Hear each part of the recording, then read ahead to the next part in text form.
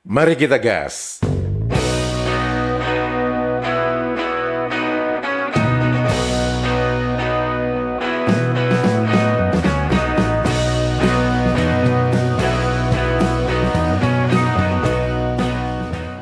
Halo, apa kabar semuanya teman-teman? Semoga kita semua dalam keadaan sehat walafiat. Amin ya robbal alamin. Selamat datang di kanal ini, kanal yang berbicara perbandingan kosakata menurut Kamus Besar Bahasa Indonesia dan Kamus Bahasa Indonesia versi Maledes. Semoga informasi ini bermanfaat untuk warganet Indonesia. Untuk teman-teman yang baru datang atau yang baru melihat kanal ini dan bertanya mengapa saya menyebutkan Kamus Bahasa Indonesia versi Maledes, teman-teman bisa melihat tautan di video episode 149, di mana di dalam episode tersebut saya menyatakan berhenti mengatakan Kamus Bahasa Melayu Malaysia. Mengapa? Teman-teman bisa melihat video episode 149. Kemudian, untuk teman-teman yang juga baru bergabung dan baru melihat kanal YouTube ini dan bertanya mengapa saya menggunakan terminologi Maledes, teman-teman bisa melihat di episode 230.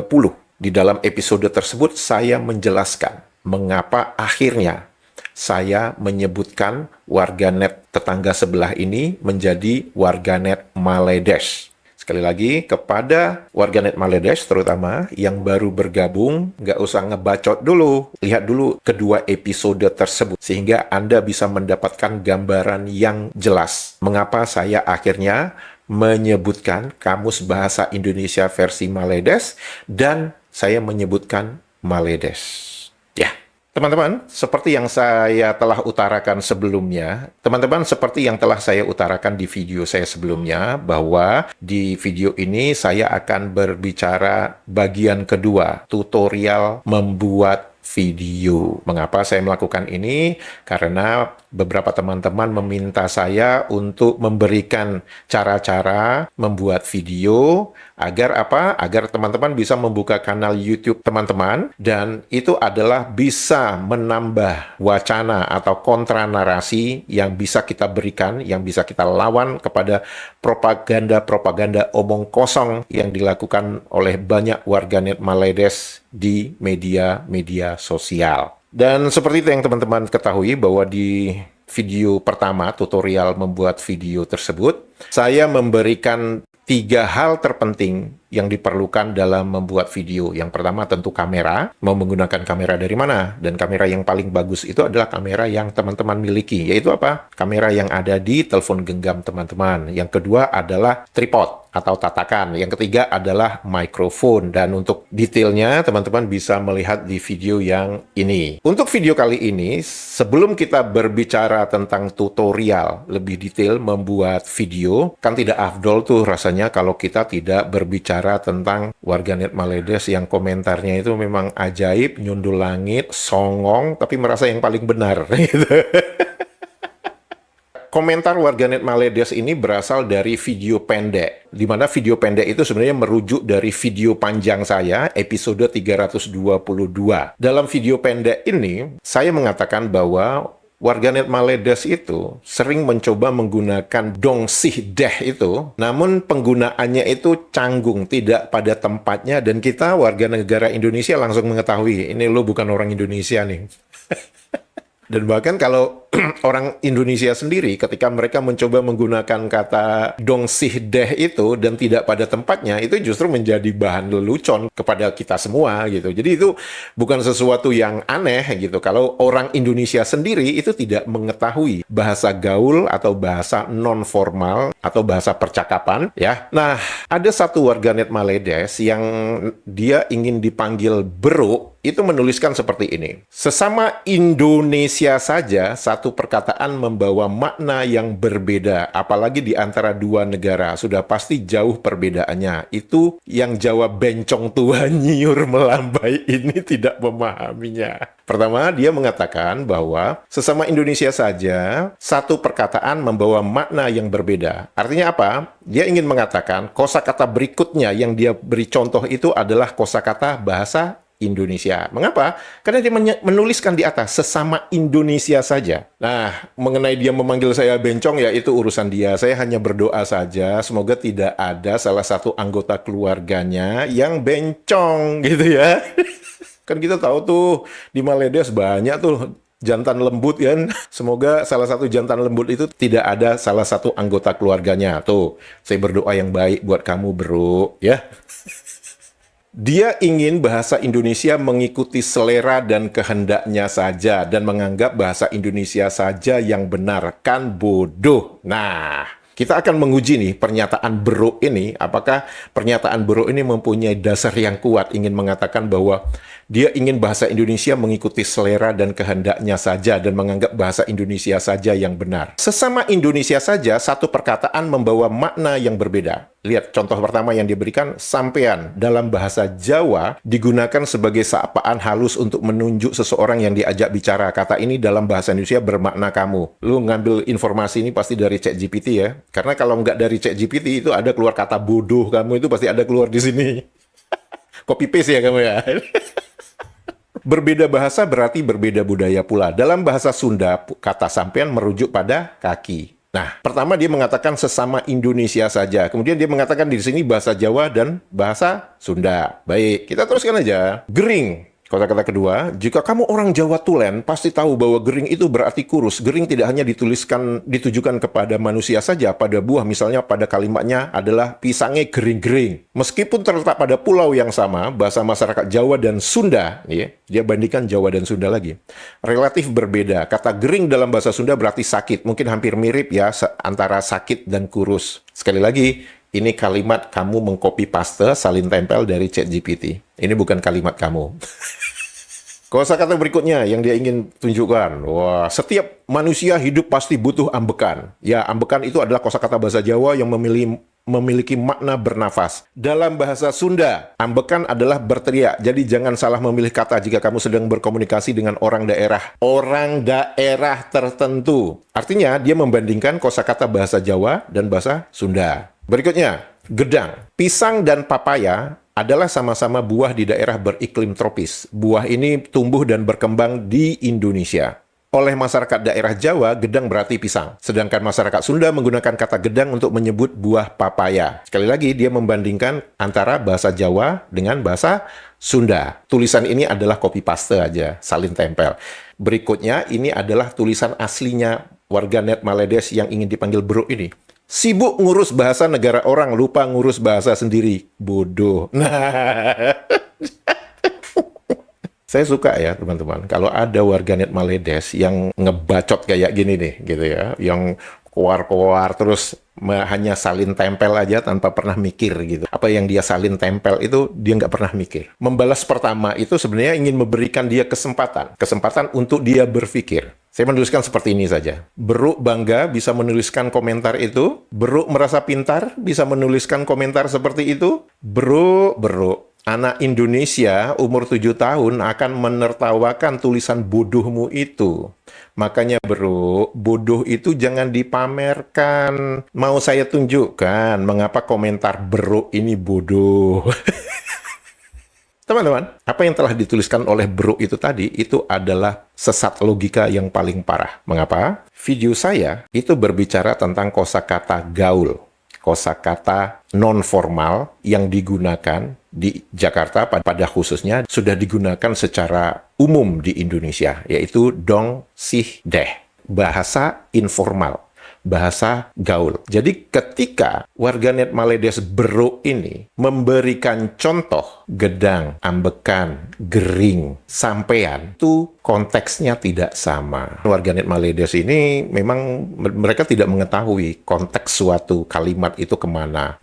Itu satu. Dan yang kedua, ini sebenarnya mengafirmasi bahwa warganet Maledes bro ini memang katak dalam sumur. Dia tidak mengetahui perbedaan antara bahasa gaul dengan bahasa daerah. 4 kosakata yang diberikan tadi itu kosakata bahasa Jawa dan bahasa Sunda. Sedangkan video saya berbicara tentang kosakata dong, sih, deh. Itu bukan kosakata bahasa Jawa, itu bukan kosakata bahasa Sunda. Dan dong, sih, deh itu adalah bahasa non-formal. Bahasa non-formal adalah bahasa yang tidak resmi. Sedangkan bahasa daerah, ya udah jelas itu bahasa daerah, digunakan untuk orang tertentu saja, untuk orang Jawa saja, untuk orang Minang saja, untuk orang Sunda saja. Warganet Maledes ini menganggap bahwa bahasa gaul itu sama dengan bahasa daerah. Ini kesalahan yang sangat fatal. Ya, saya bisa mengerti mengapa warganet Maledes Beruk ini berpikir seperti itu. Mengapa? Karena memang mereka tidak ada variasi bahasa di negara mereka. Nggak ada itu yang namanya bahasa Jawa, bahasa Sunda, bahasa Minang. Nggak ada. Semua disamaratakan sebagai bahasa Melayu. Oleh karena itu, warganet Maledes Beruk ini menganggap bahasa Jawa, bahasa Sunda, yang contoh 4 kosakata yang diberikan itu dianggap sebagai bahasa Indonesia. Mengapa? Karena dituliskan dengan sangat jelas tadi. Sesama Indonesia aja sering menggunakan perkataan yang tidak dimengerti oleh masing-masing mereka. Itu bukan bahasa Indonesia, bro. Itu bahasa Jawa dan bahasa Sunda. Dan kamu sendiri yang menunjukkan itu di tulisanmu. Terlihat dengan sangat jelas bahwa bro ini memang tidak mengetahui apa yang dia salin tempel itu. Dong. Menurut Kamus Besar Bahasa Indonesia, itu mempunyai beberapa definisi. Definisi pertama yaitu bahasa percakapan. Kata yang dipakai di belakang kata atau kalimat untuk pemanis atau pelembut maksud. Kalau bukan kamu, siapa dong yang harus membiayai adikmu? Menurut Kamus Besar Bahasa Indonesia, itu mempunyai definisi kata penambah atau penegas dalam kalimat tanya, menyatakan masih bimbang atau belum pasti benar, gerangan. Diberikan contoh, siapa sih yang mengambilnya? Definisi kedua, memang sebenarnya. Diberikan contoh, bagus sih, bagus. Tetapi harganya selangit. Definisi ketiga, karena gara-gara biasanya diucapkan dengan nada meninggi. Kamu sih boros, uang kita jadi habis sekarang. Berikutnya, deh. Kata yang digunakan untuk mengukuhkan kata-kata atau maksud kawan bicara. Biar saja deh, jangan ambil pusing. Definisi kedua, ini adalah bahasa Melayu temiang. Sumbu lampu yang terbuat dari pintalan kain bekas. Jelas tertulis ya teman-teman bahwa kosakata dong, sih, deh itu ada di dalam Kamus Besar Bahasa Indonesia. Apakah ada kosakata dong di dalam Kamus Bahasa Indonesia versi Maledes? Ada dong, masa nggak ada? Dituliskan apa? Kata pelembut, pemanis, dan lain-lain yang dipakai di akhir kalimat. Perhatikan contohnya. Jangan lekas marah dong. Oh my God. Contohnya kayak gini. Apakah ada kosakata sih di dalam Kamus Bahasa Indonesia versi Maledes? Ada dong. Masa nggak ada?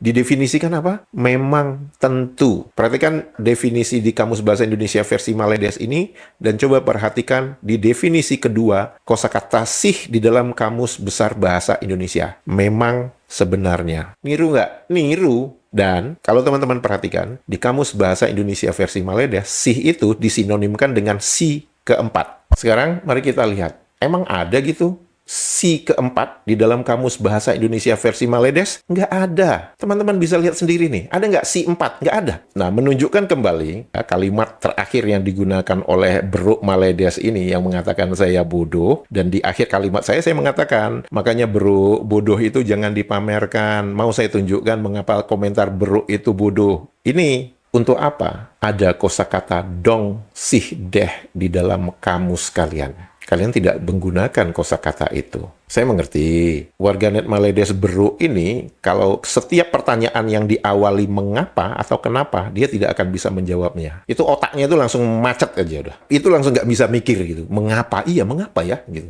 Nggak dipikir gitu. Jadi, melihat tulisannya Beruk ini yang mengatakan sibuk ngurus bahasa negara orang, lupa ngurus bahasa sendiri. Enggak. Kami melestarikan bahasa daerah kami. Oleh karena itu, ada yang namanya bahasa Jawa, bahasa Sunda, bahasa Minang. Saya tidak sibuk mengurus bahasa orang lain. Saya menunjukkan kepada Beruk ini bahwa kosakata dong sih deh itu ada di dalam kamusmu. Untuk apa kosakata itu ada di dalam kamusmu? Kalau kosakata itu tidak pernah kalian gunakan. Bahkan kalaupun kalian gunakan, itu penempatannya itu memang sangat-sangat canggung dan aneh. Jangan lekas marah dong.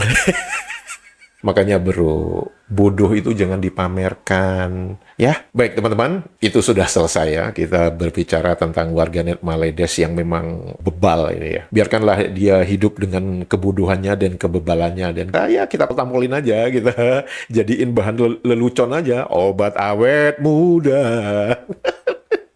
Nah, sekarang kita masuk ke dalam materi yang ingin saya bicarakan, yaitu itu bagian kedua tutorial membuat video. Dengan berasumsi bahwa teman-teman akan merekam video dengan menggunakan telepon genggam, maka ada dua teknik yang membuat perekaman video teman-teman itu mempunyai pencahayaan yang konsisten. Mengapa? Kalau kita tidak memilih pencahayaan yang konsisten, itu nanti kadang-kadang terang, kadang-kadang gelap, dan itu nggak bagus secara visual ya. Ada dua cara, teman-teman, untuk memastikan bahwa pencahayaan ketika merekam video menggunakan telepon genggam itu bisa dilakukan. Yang pertama adalah ketika teman-teman dalam menu video di telepon genggam merek apapun, mau Android, mau iPhone, itu sama aja. Tekan agak lama sedikit layar di telepon genggam teman-teman, kemudian teman-teman akan melihat bahwa ada yang namanya exposure and focus are locked. Dan setelah itu teman-teman bisa naik turunkan aja apakah ingin terang atau agak sedikit gelap. Untuk handphone yang Android itu ada yang namanya manual, cara manual. Cara manual itu adalah kita bisa mengatur kecepatan. Kalau teman-teman perhatikan itu ada S namanya, itu maksudnya shutter speed. Berapa shutter speed yang harus kita pilih? Biasanya itu berkaitan dengan frame per second dari video yang teman-teman ingin ambil. Ya, biasanya video yang frame per second-nya itu yang umum itu adalah kalau nggak 24 atau 25 frame per second. Nah, sehingga untuk kecepatannya shutter speed dipilihlah 1/2 kali dari frame per second yang teman-teman pilih. Jadi, kalau video teman-teman itu 25 frame per second, maka shutter speed-nya adalah 1/50. Kalau teman-teman ingin membuat video dengan frame per second-nya itu 30 frame per second, maka kecepatannya itu adalah 1/60. Kalau teman-teman ingin membuat video dengan 24 frame per second, maka kecepatan minimumnya itu adalah 1/48, 2 kali dari nilai frame per second. Sedangkan untuk ISO, itu teman-teman harus memilih angka yang serendah mungkin, misalnya 100 atau 200, bahkan bisa aja sampai 800. Dan kalau teman-teman sebelumnya melihat ya, ada pernyataan dari warganet Maledes yang mengatakan, oh iPhone itu untuk orang kaya, Android itu untuk orang miskin. Nah, di sini nih permasalahannya. Untuk pengambilan video menggunakan cara manual, maksudnya cara manual itu apa? Kita menentukan shutter speed-nya, angkanya kita tentukan, ISO-nya itu kita tentukan sendiri. Itu secara manual bisa dilakukan di handphone Android. Masuk ke menu Pro. Saya berbicara menu kamera Pro ya, bukan berbicara iPhone 17 Pro ya. Beda. Ini Maledes nanti pasti bingung ya. Nah, di aplikasi bawaan kamera di iPhone itu tidak ada kita bisa memilih yang namanya Pro. Nah, bagaimana mengakali kalau di iPhone teman-teman tidak ada yang menu Pro untuk kameranya? Caranya adalah ada satu aplikasi, jadi teman-teman harus mengunduh satu aplikasi agar teman-teman bisa mengatur kecepatan dan ISO. Nama aplikasi itu adalah Blackmagic. Bukan sihir hitam, tapi nama aplikasinya Blackmagic. Nah, itu menurut saya bagus, aplikasi Blackmagic itu. Pertanyaan berikut yang sering diajukan oleh teman-teman itu adalah bagaimana kita menyiapkan naskah atau apa yang mau dibicarakan atau skripnya gitu ya. Nah, itu sebenarnya ada beberapa cara ya teman-teman. Kalau saya, apapun topiknya, itu saya harus menyiapkan materi pendukungnya. Materi pendukung itu bisa berupa gambar atau video.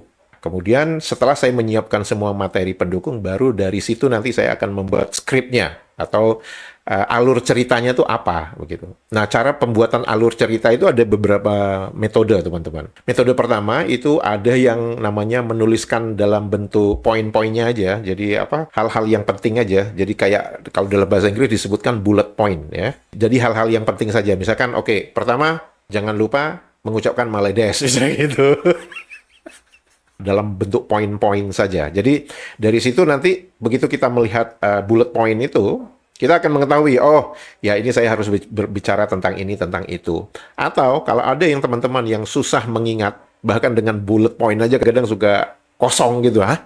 Ini maksudnya apa ya? Ngomong apa ya ini? Ya udah, teman-teman harus membuat dalam bentuk naskah. Naskah itu permasalahannya adalah kita mempunyai kecenderungan untuk membaca naskah, sehingga interaksi kita dengan penonton itu menjadi semakin berkurang. Jadi karena kita hanya seolah-olah hanya membacakan naskah saja, tidak sedang berbicara kepada teman-teman. Nah, tapi untuk pemula nggak apa-apa, mungkin kita bacain naskah aja, tapi ya sekali-sekali matanya harus berinteraksi dengan kamera. Nah, apakah naskah itu harus ditulis dalam kertas atau dalam telepon genggam? Enggak juga, teman-teman. Sekarang itu banyak aplikasi di telepon genggam yang namanya teleprompter. Teleprompter itu kita memasukkan naskah kita, kemudian ketika kita merekam video, naskah itu akan muncul ya dengan kecepatan tertentu. Jadi kita tinggal membacakan naskah itu aja, dan naskah itu muncul di telepon genggam kita ketika kita merekam video. Jadi kita kayak pembaca berita di televisi itu, mereka itu semua,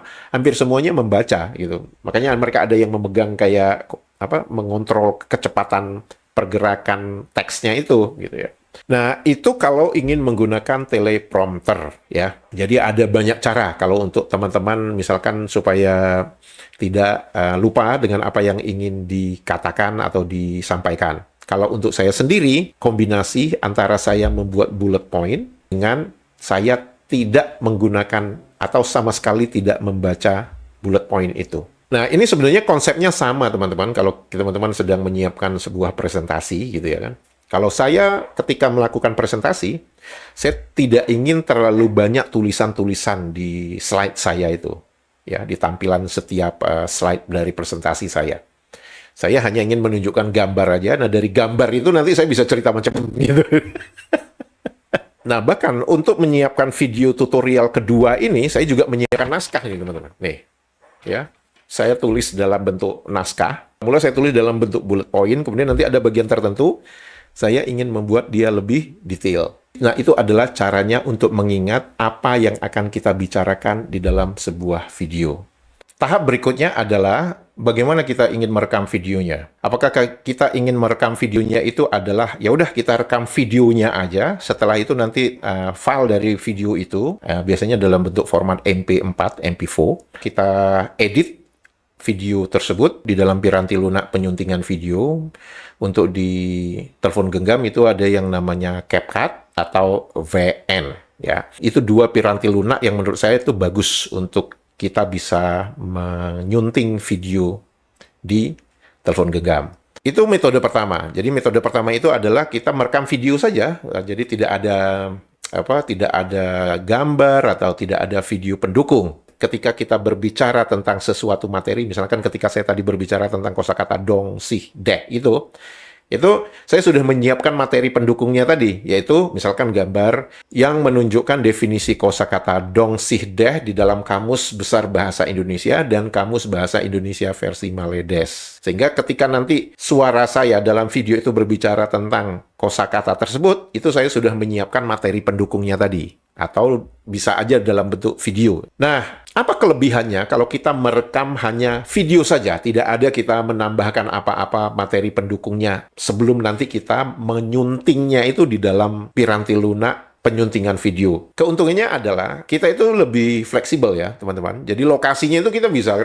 di mana-mana aja gitu. Kita bisa merekamnya sedang di kafe atau misalkan sedang jalan-jalan di mana begitu. Itu kita bisa merekam aja. Hanya permasalahannya nanti ketika penyuntingan video itu teman-teman harus memperhatikan secara detail. Di bagian mana dari video teman-teman berbicara tentang misalkan kosakata dong sih tadi. Nah, begitu masuk ke bagian itu, berarti teman-teman nanti harus mencari gambar pendukung ketika saya berbicara tentang dongsih tadi. Keuntungannya adalah kita merekam bisa di mana aja, fleksibel, tapi kelemahannya adalah biasanya dalam penyuntingan memerlukan waktu yang agak lama. Berbicara tentang piranti lunak penyuntingan video, itu ada dua yang bisa saya rekomendasikan kepada teman-teman, dan dua-duanya itu kalau CapCut itu setengah gratis, maksudnya setengah gratis itu ada bagian tertentu itu harus berbayar gitu ya.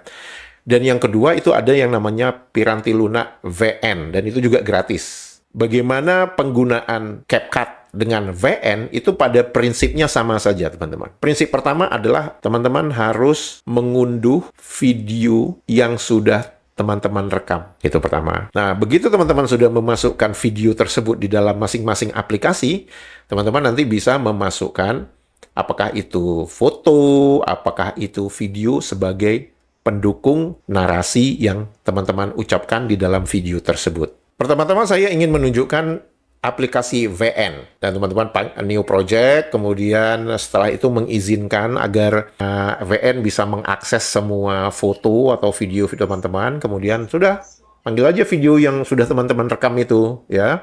Setelah itu, kalau misalkan teman-teman ingin menambah gambar, nah teman-teman bisa sisipkan gambar di dalam video tersebut. Jadi teman-teman bisa tempatkan gambar itu mau di mana, di sisi atas, sisi bawah, mau di tengah atau bagaimanapun, begitu. Mau di tengah juga bisa. Kemudian nanti teman-teman menambahkan teks atau tulisan. Kemudian juga teman-teman bisa menambahkan gambar yang satu lagi untuk mendukung narasi atau apa yang sedang teman-teman bicarakan di video tersebut, ya. Dan ini adalah ketika kita menggunakan VN. Nah, bagaimana kalau kita menggunakan CapCut? Sama aja prinsipnya, teman-teman. Ini adalah CapCut, prinsipnya sama. Kita memilih, oke, video yang baru, new video. Setelah itu kita pilih aja videonya menggunakan apa, gitu. Nah, ini adalah videonya. Kemudian teman-teman ingin menambahkan apa? Ingin menambahkan gambar pendukung, ya. Gambar pendukung bisa macam-macam, kan? Bisa aja definisi yang teman-teman ambil dari Kamus Bahasa Indonesia versi Maledes itu. Apapun gambarnya bisa teman-teman masukkan ke dalam video ini, ya, sebagai materi pendukung. Nih. Kemudian setelah itu teman-teman bisa tambahkan lagi, misalkan ada gambar yang baru lagi, ketika narasi atau ucapan yang ingin teman-teman ucapkan itu berbicara tentang misalkan, bahasa Indonesia atau bahasa apa gitu. Nah, itu pada prinsipnya itu sama saja. Jadi yang penting memasukkan video utama dulu. Setelah dimasukkan video utama, teman-teman nanti edit mana bagian-bagian tertentunya. Setelah itu nanti tinggal masukkan aja materi pendukungnya. Cara kedua. Nah, cara kedua ini sebenarnya yang baru saja saya temukan mungkin dalam 6 bulan terakhir. Sebenarnya saya sudah beberapa kali ingin belajar ya aplikasi ini, tapi saya selalu kadang menyiapkannya itu agak memerlukan waktu yang lama. Jadi idenya itu adalah kita menyiapkan terlebih dahulu semua materi pendukung dan kemudian kita meletakkan kamera kita di setiap slide. Jadi prinsipnya itu sama seperti kita membuat PowerPoint presentation. Nah, kita tahu ya di dalam PowerPoint presentation itu kita sudah menyiapkan gambar apa-apa semua itu sudah disiapkan. Jadi ketika kita memberikan presentasi, ya udah kita mengikuti alur yang ada di dalam slide kita itu, betul? Nah, prinsipnya sama, teman, dengan nama Piranti Luna yang akan saya beritahu ini. Nama Piranti Luna itu adalah Melt Studio. Jadi di Melt Studio itu kita bukan hanya menyiapkan materi pendukung untuk di setiap slide. Ketika kita mendefinisikan sebuah slide di Melt Studio, materi pendukungnya itu bisa macam-macam, teman. Bisa berupa gambar, bisa berupa video, bahkan bisa berupa layar internet yang sedang teman-teman layari. Jadi itu bisa live, jadi bisa langsung. Jadi bukan gambar yang statis gitu, enggak. Ini adalah contoh bagaimana tampilan Melt Studio tersebut. Teman-teman perhatikan, ini yang layar yang hitam ini adalah nanti untuk kamera. Sedangkan yang berikutnya itu ketika saya mengeklik tanda tambah itu, terus kita misalkan memilih gambar begitu ya. Nah, gambar itu langsung kita bisa munculkan di slide yang ini, teman-teman. Dan kita bisa mengatur, bisa crop, bisa potong gambar itu, misalkan untuk menunjukkan yang bagian ini saja, komentar yang ini saja, gitu ya, itu bisa, teman-teman. Jadi itu fleksibilitas yang dimiliki oleh Melt Studio. Kemudian kita bisa menambahkan lagi, misalkan kita bisa menambahkan gambar kedua di slide yang sama. Nah, jadi bukan hanya gambar seperti yang saya sebutkan tadi, bukan hanya gambar, tapi juga bisa kita memasukkan videonya. Nah, ini saya memilih untuk gambar kedua-duanya, di mana saya ingin menunjukkan kosakata gering yang dituliskan oleh warganet Maledes Beruk tadi, ya. Nah, kemudian saya ingin menambahkan gambar ketiga, materi pendukung ketiga ya, di mana saya ingin mengambil misalkan kosakata ambekan tadi yang ditulis oleh Beruk tadi ya. Ini saya melakukan crop, saya tempatkan di tempat yang menurut saya bisa dibaca oleh teman-teman. Sudah, selesai ini satu slide. Jadi nanti ketika saya merekam video, saya tinggal pilih aja tuh slide 1, slide 2, slide 3, slide 4. Ya. Nah, tentu saja ada keuntungan dan ada kekurangannya. Keuntungannya adalah apa? Teman-teman sudah tidak memerlukan teleprompter. Teman-teman sudah tidak memerlukan sebenarnya bullet point atau naskah. Mengapa? Karena teman-teman sudah menyiapkan slide-nya, dan di setiap slide itu sudah ada informasi apa aja yang akan teman-teman bicarakan. Kekurangannya apa? Tentu saja persiapannya itu harus detail. Ya, jadi kita harus sudah menempatkan materi pendukung itu di masing-masing slide. Satu. Yang kedua, tempat merekamnya tidak fleksibel. Mengapa? Karena kita ingin mempunyai satu tempat yang dimana kita bisa mengakses laptop, kemudian kita juga bisa mengakses kamera, karena semua materi pendukung kita itu ada di dalam laptop itu, atau di dalam komputer. Jadi bukan di handphone kita. Nah, apa kelebihannya dengan merekam video dengan cara seperti ini adalah penyuntingannya lebih cepat, teman-teman. Mengapa? Karena begitu output dari video ini sudah selesai, saya tidak perlu mengambil di materi pendukung ketika saya menyunting file video tersebut. Mengapa? Karena di dalam video tersebut, materi pendukungnya itu sudah ada semua di dalam setiap slide. Itu keuntungannya, teman-teman. Nah, output dari Melt Studio ini bisa berupa MP4, ya, berarti file video.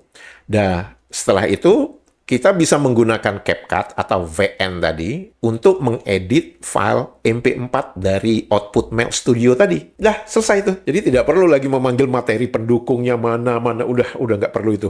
Teman-teman, ini adalah akhir dari bagian kedua tutorial membuat video. Memang masih jauh dari sempurna. Mungkin kalau ada teman-teman ada pertanyaan-pertanyaan yang tidak jelas, silahkan tuliskan di kolom komentar. Nanti saya akan mencoba menjawabnya dengan lebih detail. Teman-teman, jika video ini informatif dan membuat hari-hari Anda menjadi riang gembira, jangan lupa jempolnya dan komentarnya. Untuk itu saya mengucapkan terima kasih. Sehat walafiat selalu. Menyala Indonesia. Dadah! Nah, Indonesia kata bahasa Indonesia. Nah, kami bertutur bahasa Indonesia, Pak. Mana ada bahasa Indonesia? Nah, Indonesia kata bahasa Indonesia. Nah, kami bertutur bahasa Indonesia, Pak. Mana ada bahasa Indonesia? Nah, Indonesia kata bahasa Indonesia. Nah, kami bertutur bahasa Indonesia, Pak. Mana ada bahasa Indonesia? Mana ada bahasa Indonesia?